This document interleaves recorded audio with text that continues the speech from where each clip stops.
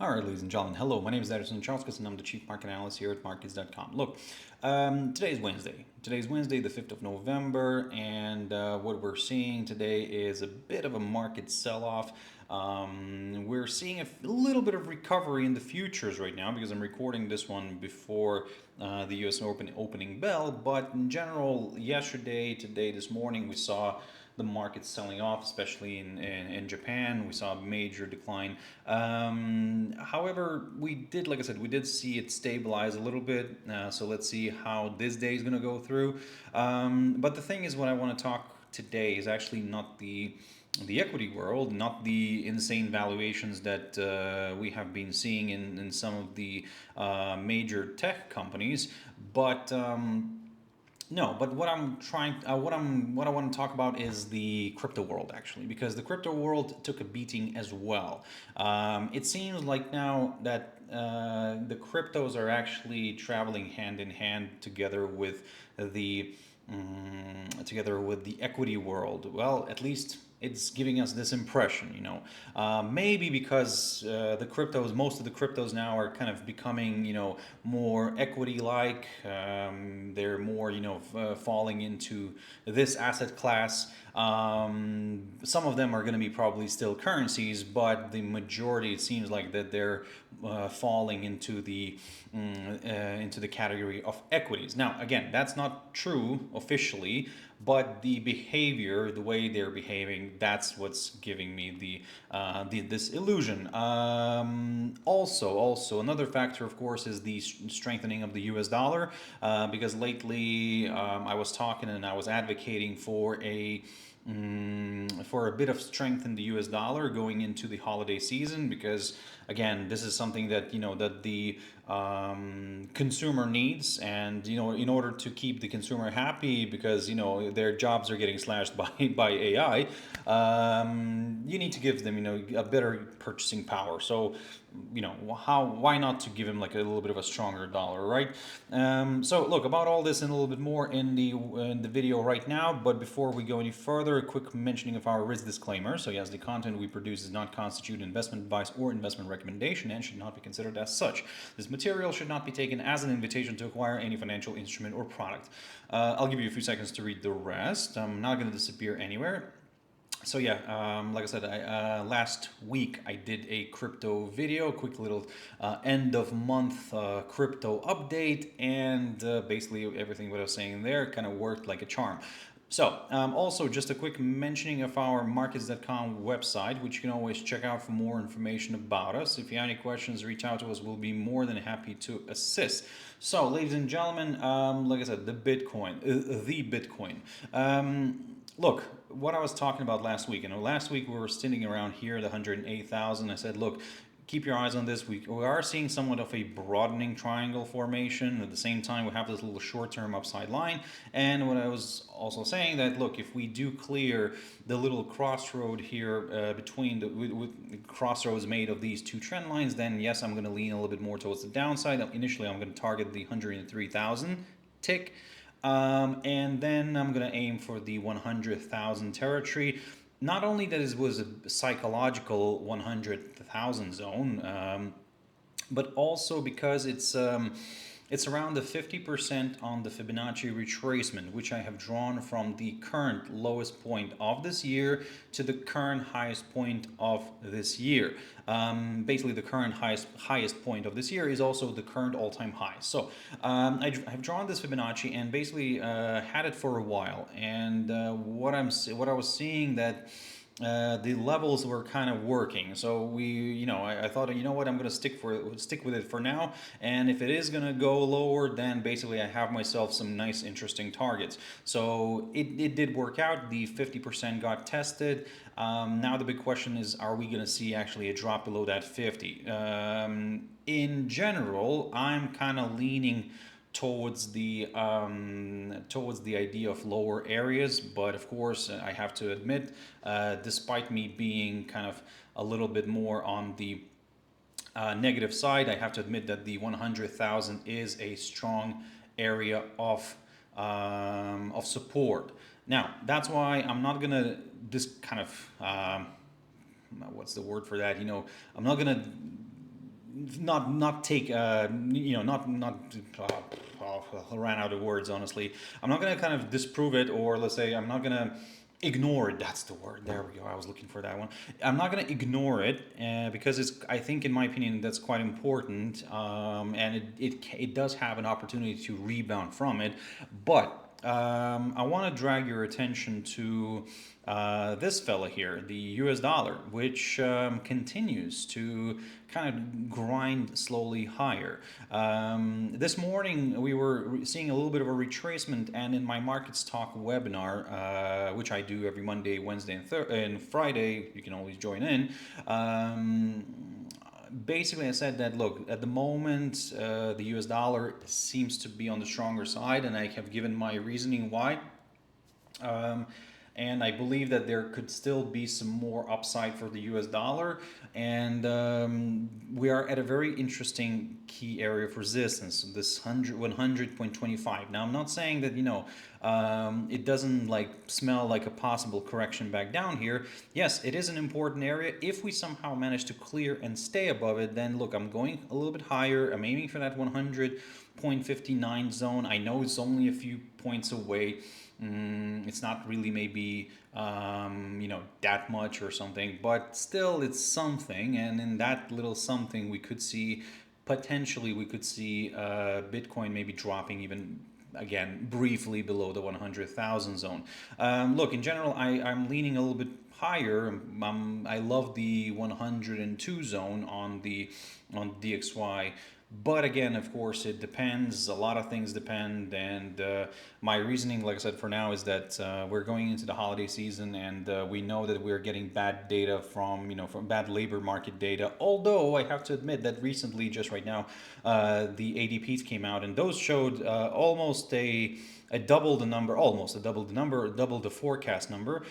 So it's a little bit of a better number, let's say, than we had before. We had the kind of already three negative numbers this year, so this is a bit of a relief. However, still, we are not getting the NFPs. We were supposed to be getting the NFPs this week, but we're still in government shutdown. Unless magic will happen and they will come back from the shutdown. They will come back from the shutdown tomorrow, for example, and then yes, then maybe we could get the NFP. But would we have enough time? I don't know. Honestly, I really don't know. But anyway, look. Long story short, for now, we deal with what we have. We got the ADP. It's a better number. However, it's still today, especially the fact that we're seeing a little bit of profit taking in tech stocks, which is normal, to be honest, with those valuations that we had. So, and everybody's now maybe shifting a little bit from tech and into something a little bit safer. Japanese yen, the US dollar, right? But gold had its move. I think that maybe investors would prefer to see a little bit of a larger correction back down before entering gold again. But used to be Bitcoin one of the options, but somehow Bitcoin kind of lost its touch at this point. And to be honest, after kind of hitting the 126,000, yep, and with a bit. Look, a little bit of a drag back down. It's kind of healthy, to be honest. And actually, I would drag it even more to the downside, just for that, for gaining that appeal again. So, long story short, I would say this way, that as long as we stay below the crossroads of these two trend lines, I am going to lean towards the downside. So basically, I'm kind of thinking that more downside here could come, as long as, like I said, as long as we remain below this little territory. Now, I do like the 38.2. This could be like my kind of last resort, but to be honest, if we do climb above the crossroads of these two trend lines, and we do push back above the 38.2 here, which is roughly around the 106 and a half thousand, then yes, I will consider a bit of a maybe a push back up, because maybe at the same time we could see the 200-day EMA rolling here down, and we could, if we climb above this hurdle, automatically we surpass the 106. Well, we surpass the 200-day EMA, and all these stars align, and every bull jumps in again. But like I said, for now, it looks still a little bit more on the bearish side. However, I would prefer to see a drop below the 50% here on the Fibonacci retracement, which I just, like I said, discussed, in order to get a little bit more comfortable with the downside. Then my next target is the 98,240-ish, which is marked by the lowest point of June of this year, and then if that gets cleared, the 61.8 becomes a good target right here, which is around the 94,230-ish. Look, for now, that's my game plan here on Bitcoin. Bitcoin Cash, I love this one, and it's very nice here. Look at this. Look at this beautiful hold up near the 462 territory. A nice good drop below this may open the door to some lower areas. Ripple is near the 2.18, 2.19 zone, so it found good support here. Yes, it overshot it, but overall you can see that it's holding above it, so we can class these as false breakouts. If we get a nice drop again and we see the body of the daily candle remaining below this hurdle, then yes, I'm going to lean further south. Ethereum, now Ethereum is a it does, for those Ethereum enthusiasts, this looks very appealing, because they're the true believers of Ethereum.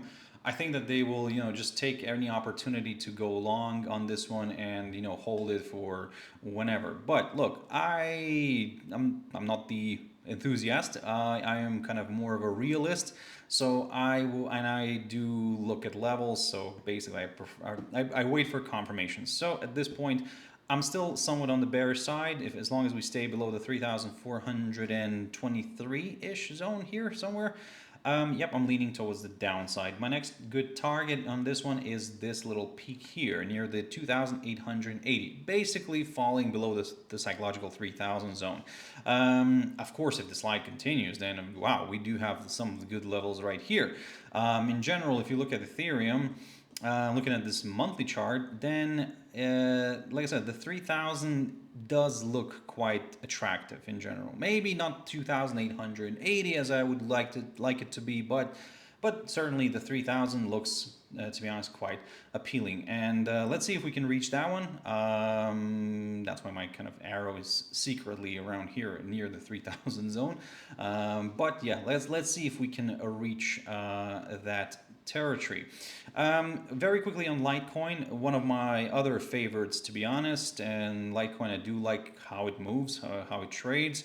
For now, also, I'm still leaning towards the downside as long as we remain below the 90.30 zone right here, my breakout point, which I talked about previously. Dogecoin, very interesting developments here as well. We are approaching the 0.14 kind of 29.30 zone, which is marked by the lowest point of June.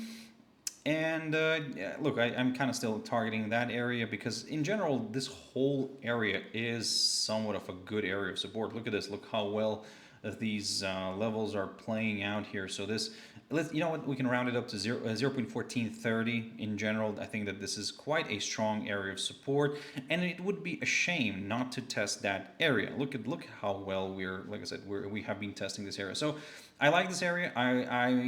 Would I consider a buy from here? Look, it's a tricky. I would not do anything unless I get some sort of like a confirmation. If I can get a confirmation rebound or something, or ideally I would like to see a quick drop through this level, and like a piercing through moment, and basically then seeing, let's say, a weekly candle staying above this hurdle. Now that would be quite interesting for an opportunity maybe for examining higher areas, because this would indicate that the bears were not able to control the situation, and potentially the bulls could take control. Polkadot. Ooh, okay. This morning we were around 2.55 when I was talking about it, and certainly the fact that we fell below the 3 level, that's not really good here for for Polkadot. But look, in general, I think that there could still be some downside unless maybe if we do start pushing back above the 2.77 territory, somewhere right around here, maybe that's where we could consider a little bit of a move higher. But then, of course, I need to deal with this downside line, little short-term tentative downside resistance line taken from the high of the 14th of October. If we clear that one, then that's great, wonderful. More buyers could join in. But again, let's go slowly on this, okay? Now let's not rush into conclusions.